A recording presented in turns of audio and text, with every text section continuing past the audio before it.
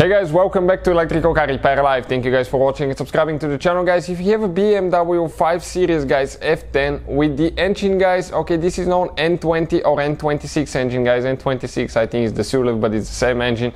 And you guys heard about a timing chain problem, timing chain failure. Stay with us, guys. We're going to explain a little bit about that, and we'll share quite a bit of helpful information. Now, quick introduction, guys. Every single car we get at the shop, including this generation, guys, 5 Series, we make at least 200 videos, guys, on the body, and on that engine alone probably we will have more than 100 videos, guys. We'll be taking it completely apart. We'll share codes with you on the channel as well.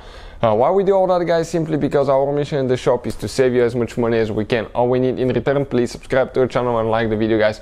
All the tools and parts necessary for timing chain replacement, timing tools, all that, we will share, guys, the links in the description of the video below for your convenience. So please check it out, guys. So this is here the BMW, guys, 528i.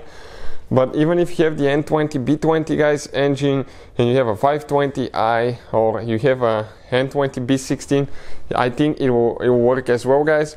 I heard that in the past that they had timing chain problems, timing chain failure. However, guys, I never experienced it, and I never expected to experience something like that on a vehicle with only 85,000 miles. Believe it or not, 85,000 miles.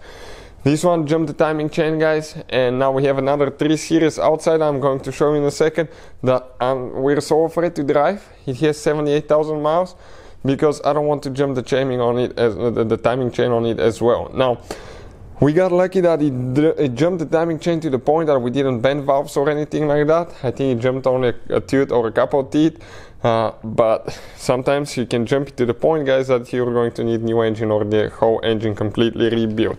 Now, I'll share a little bit more information, guys, when you can expect to jump the timing chain and all that. Stay with us. This is the tool that you need for your timing chain replacement and timing marks. This is the timing chain, guys, right here.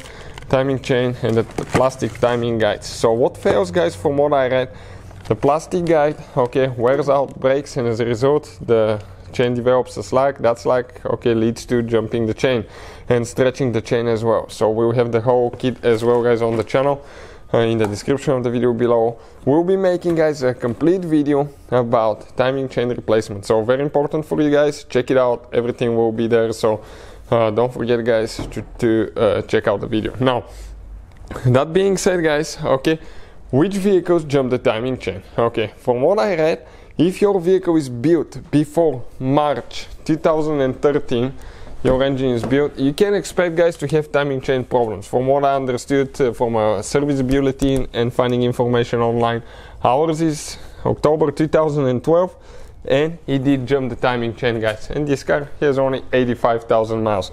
Now, this guy right here, that's another 3 Series we're working on, guys. 78,000 miles, and we're even afraid to start it because I don't want something to happen to it as well, guys.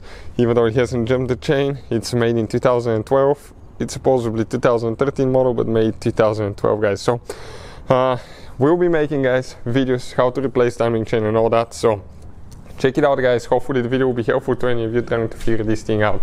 Thank you for watching, and see you guys next time.